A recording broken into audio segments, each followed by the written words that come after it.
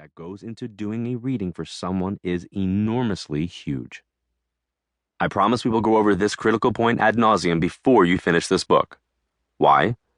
Because I want you to understand that this intuitive work and world of energy that you are a part of is special, magical even. And unfortunately, it's not uncommon for people to inflate their own greatness and to feed their insecurities by stroking their own inner monster, otherwise known as their ego. Folks, let me tell you right here and now, ego sucks and is not your friend when you are trying to develop into the type of spiritual person you viscerally know you truly want to be. If you are not vigilant, your ego can easily be your biggest downfall to your practice. My guides once came through me during a deep channeling session that I did in a controlled environment, and they told one of my students, now a successful professional psychic medium, that he should be patient with me as his mentor because I could be harsh.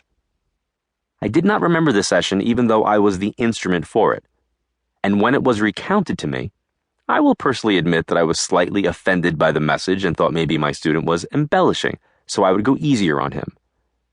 I am not harsh, was my first reaction. Harsh? Really? Was all I kept saying for the next 24 hours after that. And then the truth hit me. I am harsh. I am like a militant drill sergeant who is willing to do whatever it takes to bring out the best from his troops. I will be that same way here with you to the utmost of my ability. But your free will has to choose to let my voice speak to you. So, in keeping with my promise, I want to be very clear now and throughout this book. I am not writing this book so that you can have a new occupation of doing psychic readings for people. If that is your primary goal, return the book immediately, put it on your shelf, or give it away. This book is not meant for you. If you are expecting to find within the confines of this book the ammunition to support your inner monster and to celebrate how special and gifted you are in your psychic ability, this book is clearly not for you. However, if you are excited to discover more about yourself, your spirituality, and your intuition, about connecting with your higher self and your spirit guides, learning how to make more empowered choices, and manifesting the future that you want, please listen on. Why have I always declined writing this type of book in the past? The reason was simple. Fear. I was afraid to and have struggled with my fear internally over the last 15 years. Of course, I have discussed psychic development in my other publications and even recorded a set of audio tapes on my teachings, but never written a book on the subject. A book is like a textbook to me, a how-to manual of sorts. I wasn't ready to do that for fear that it would fall into the wrong hands. I was worried that people would absorb the development content and launch into doing readings based on my teachings and miss the most important part of the message.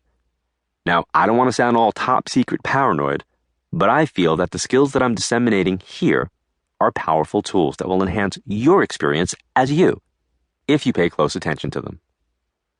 I know that my path and purpose in this incarnation, or lifetime, is to raise people's awareness to the world of energy around them and to help them recognize how they can work with it, not against it. Mission accomplished, in my personal scorebook. After close to 1,000 hours of television aired internationally of both Crossing Over with John Edward and John Edward Cross Country, and 6 best-selling books that all deal with metaphysics, I really feel that I've been instrumental in getting people to begin a dialogue with themselves on their own beliefs about an afterlife, their loved ones on the other side, and all the potential that these concepts bring. But when editors, publishers, and clients alike were clamoring for me to write the quintessential book on what the other side is like, or a book on psychic development, I continued to politely decline.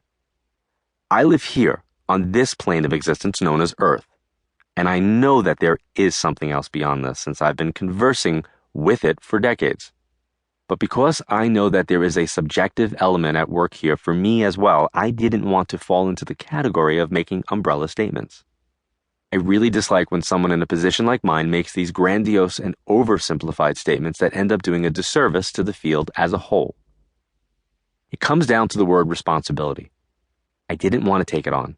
I was fearful of being karmically responsible for instructing others how to do a reading and their words being tied to me. Even though that would not actually be the case, I still like to make sure that I approach my teaching as if it were. But it is that very same feeling.